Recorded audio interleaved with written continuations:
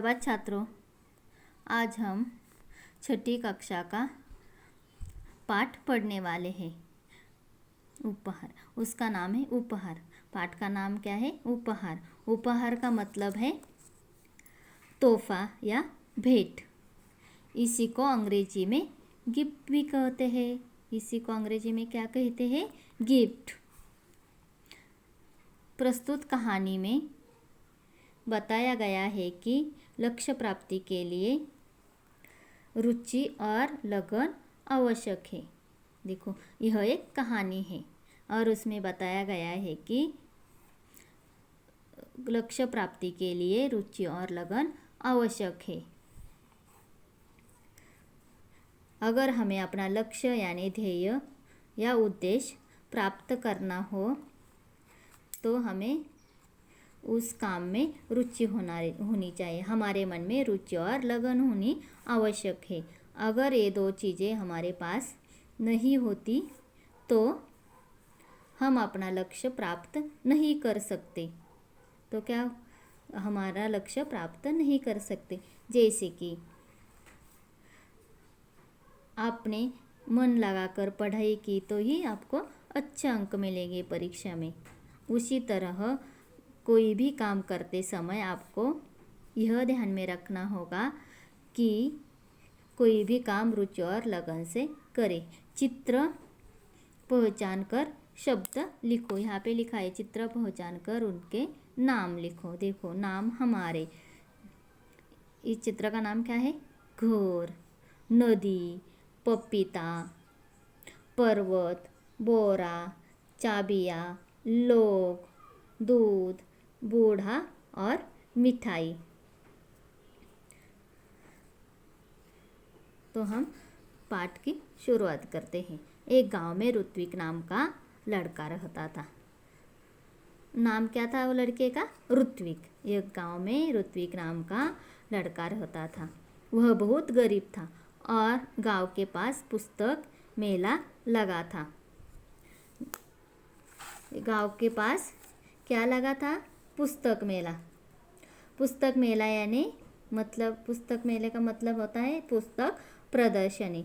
उसे अंग्रेजी में बुक्स एग्जीबिशन भी कहते हैं, जो गांव के पास लगा था। किसे देखने जाना था पुस्तक मेला? ऋत्विक को। उसने माँ से कहा मैं भी मेला देखने जाऊंगा। ऋत्विक क्या कहता है माँ से? मुझे भी मेला देखने जाना है। जैसे कि हमारे गांव में भी बहुत बड़ा मेला लगता है, सावन महीने में लगता है ना। तो आप भी जाते होंगे मेला देखने के लिए, जाते हैं ना। आप माँ से कहते होंगे माँ मुझे भी मेला देखने जाना है। वैसे ही यहाँ पर ऋत्विक को पुस्तक मेला देखने जाना था। उसने माँ से कहा मैं भी मेला देखने जाऊंगा। उसकी माँ बोली देखो घर में कोई बड़ा देखो उसकी माँ क्या बोलती है? देखो घर में कोई बड़ा नहीं है, तुम अकेले कैसे जाओगे इतनी दूर? ऋत्विक की माँ बोलती है नहीं बेटा, वो तो मेले में बहुत सारी भीड़ होती है, तुम कैसे जाओगे इतनी दूर अकेले? बेटा मेला देखने की जिद छोड़ दो, तुम अपनी जिद छोड़ दो और चलो दूध पी लो। अपनी माँ की बात सुनकर ऋत्विक उदास हो गया और एक पेड़ के नीचे बैठा। देखो, ऋत्विक तो मेला देखने जाने वाला था, लेकिन उसकी माँ ने उसे मना कर दिया कि नहीं, तुम अकेले मत जाओ मेला देखने के लिए, तुम्हारे साथ बड़े लोग कोई नहीं है, इसीलिए तुम अकेले कैसे जाओगे? सुनकर यह उदास हो गया और एक पेड़ के नीचे जा बैठा ऋत्विक। अचानक उसकी दृष्टि दूर पेड़ों के पीछे गई, जहाँ बहुत तेज रोशनी थी। देखो, वह जाकर एक पेड़ के पीछे वह जाकर एक पेड़ के नीचे जा बैठा। तो उसने क्या देखा, अचानक उसकी दृष्टि पेड़ों के पीछे गई जहाँ बहुत तेज रोशनी थी। वह उठकर वहाँ गया और वहाँ सुनहरे पंखों वाली एक परी खड़ी थी। देखो देखो यहाँ पे चित्र में ऋत्विक है, एक पेड़ के नीचे बैठा है, यहाँ पे परी है ना। तो उसने परी को देखा, सुनहरे पंखों वाली एक परी खड़ी थी।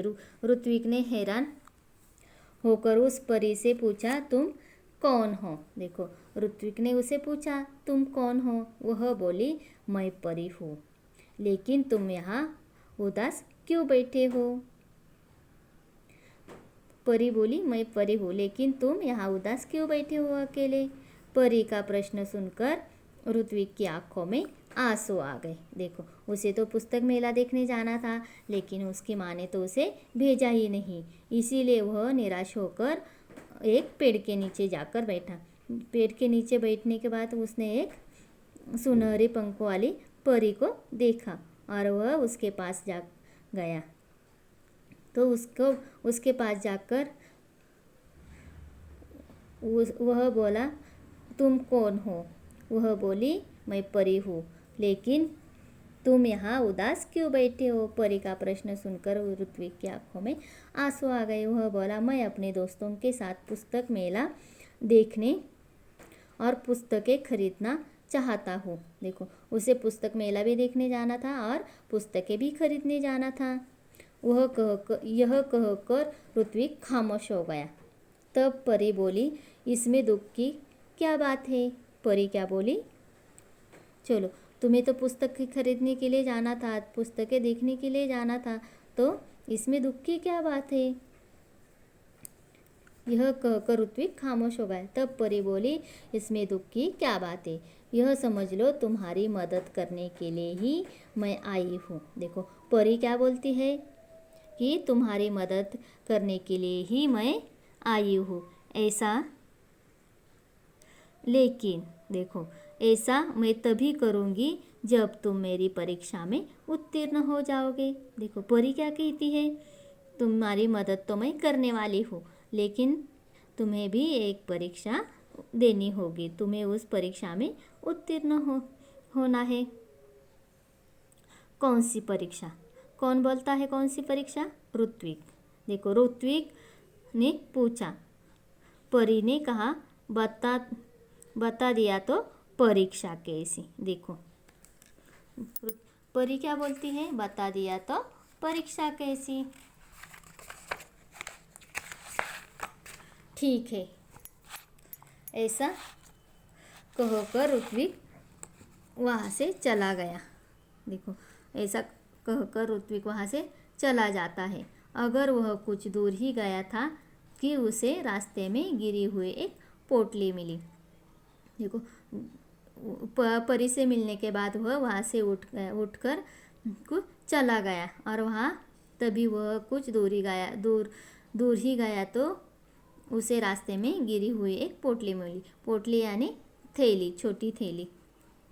ऋत्विक को यह विश्वास हो गया कि लाल रंग की इस मखमली पोटली में कोई कीमती चीज़ होगी। देखो उसने वह रास्ते में पोटली देखी, उसे तो विश्वास हो गया कि हाँ ये छोटी पोटली है, लेकिन उसमें कुछ तो कीमती चीज़ होगी। उसने उसे खोलना चाहा, फिर सोचने लगा। देखो ऋत्विक क्या सोचता है, जब यह मेरी नहीं तो है तो इसे खोलने का मुझे हक नहीं है। देखो आपको भी कोई चीज़ मिलती है तो आप क्या करते हैं, मम्मी पापा के पास देते हैं ना, या अपने टीचर के पास देते हैं। देखो टीचर ही, देखिए टीचर यह हमें मिला है, ऐसा बोलते हैं ना, और मम्मी पापा को भी बोलते होंगे। उसी तरह ऋत्विक ने वह पोटली खोलनी चाहिए, लेकिन वह सोचने लगा जब वह मेरी नहीं है तो इसे खोलने का मुझे हक नहीं है। ऋत्विक ने पोटली नहीं खोली, तभी किसी की आवाज़ उसके कानों में पड़ी। देखो ऋत्विक ने तो वह पोटली नहीं खोली, तभी उसको कानों में एक आवाज़ पड़ी, बेटा मेरी पोटली गिर गई है रास्ते में, क्या तुमने देखी है? एक उसने क्या, रास्ते में एक पोटली मिली और एक आदमी ने उसे आवाज़ दी। देखो यहाँ पे इस चित्र में ऋत्विक है, ऋत्विक के हाथ में एक पोटली है, लाल रंग की सुनहरे पंखों वाली परी का चित्र भी है, एक राहगीर भी यहाँ दिख रहा है ना। तो बेटा मेरी पोटली गिर गई है रास्ते में, क्या तुमने देखी है? ऋत्विक ने पूछा। किस रंग की थी? लाल रंग की, राहगीर ने बताया कि उसके पोटली का रंग लाल रंग है। और कोई पहचान बताओ, ऋत्विक ने राहगीर से कहा। और कोई रंग पहचान बताओ। और उस पर एक परी का सुनहरे रंग में चित्र है। देखो पोटली में सुनहरे रंग का एक परी का चित्र है।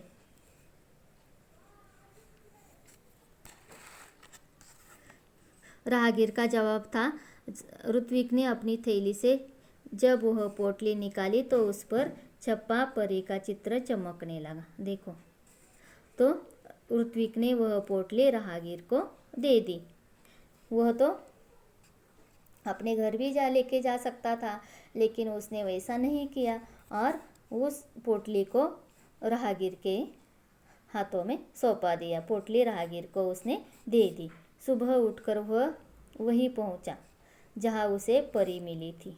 देखो सुबह होते हुए क्या हुआ, वह उठा और जहां पेड़ के नीचे बैठा था वहां बैठ गया और वहां देखा तो वहां कोई नहीं था। वह बैठ गया, उसकी आँखों के सामने वही लाल रंग की पोटली दिखाई देने लगी। देखो तभी तेज प्रकाश फैला, सामने परी खड़ी थी। सामने कौन खड़ी थी? परी। परी के दोनों हाथ पीछे थे। परी ने पूछा, कैसे हो? ठीक हूँ। ऋत्विक ने कहा, ठीक हूँ। किसने पूछा कैसे हो? परी ने पूछा और ऋत्विक ने जवाब दिया, मैं ठीक हूँ। तभी परी ने कहा, अपनी आंखें बंद करो, मैं तुम्हें इनाम दूंगी। देखो परी ने उसकी परीक्षा ली थी, इसीलिए वह उसके पास आए और बोली, तुम अपनी आंखें बंद करो, मैं तुम्हें इनाम दूंगी। किस बात का? ऋत्विक ने पूछा। तुम उत्तीर्ण हो गए इसीलिए, परी बोली। परी क्या बोली? तुम मेरी परीक्षा में उत्तीर्ण हो गए हो। परी की बात ऋत्विक की समझ में नहीं आ रही थी। उसने आंखें बंद कर ली। परी ने उसके हाथों में एक मखमली थैली पकड़ा दी। देखो परी ने क्या किया, उसके हाथों में एक मखमली थैली पकड़ा दी। ऋत्विक ने देखा तो हैरान रह गया। यह तो वही पोटली थी जो उसने राहगीर को दी थी। क्या किया परी ने? उसके हाथों में एक पोटली दी और जो उसने राहगीर को दी थी वही पोटली थी।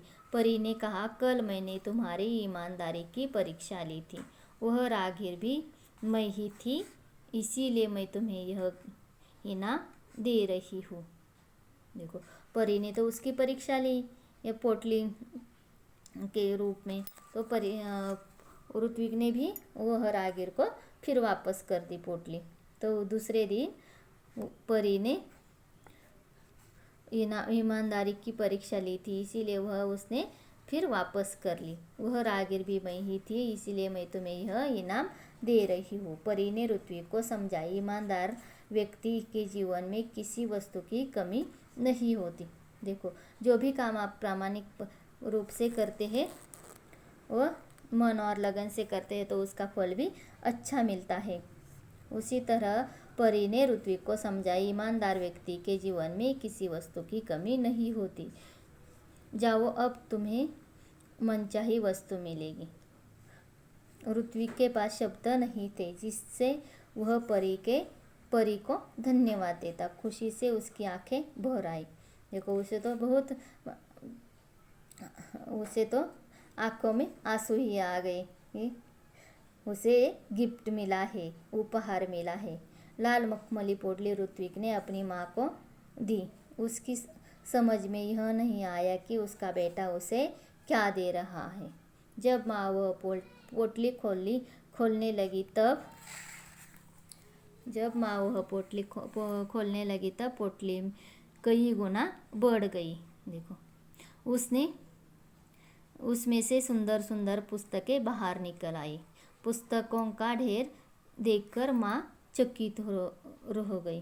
देखो माँ को जब ऋत्विक को पुस्तक मेला देखने जाना था, पुस्तकें खरीदने के लिए जाना था, तो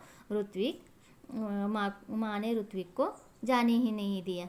और अब ऋत्विक ने एक पोटली लेकर आया। वह उस पोटली में बहुत सारी सुंदर सुंदर पुस्तकें थीं।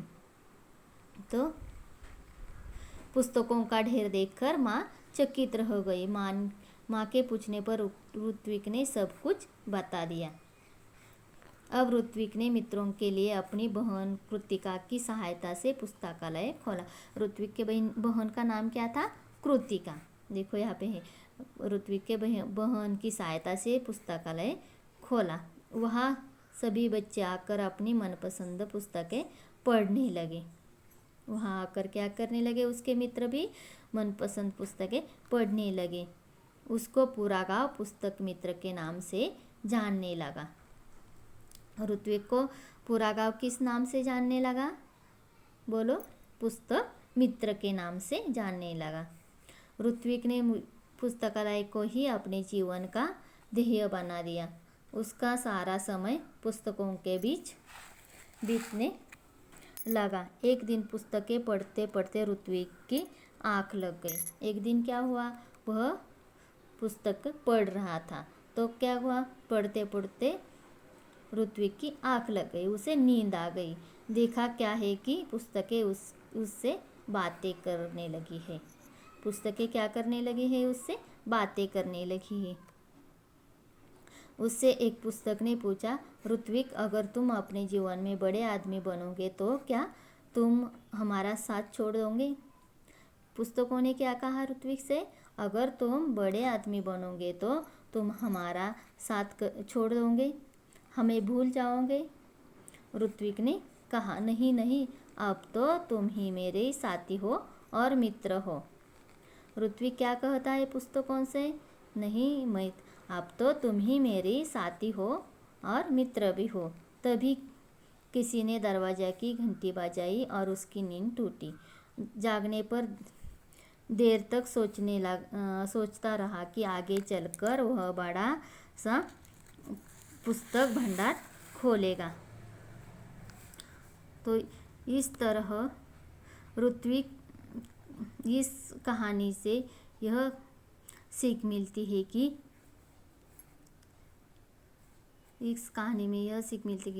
परीक्षा ईमानदारी एक अच्छा गुण है। इस कहानी द्वारा यह सीख मिलती है।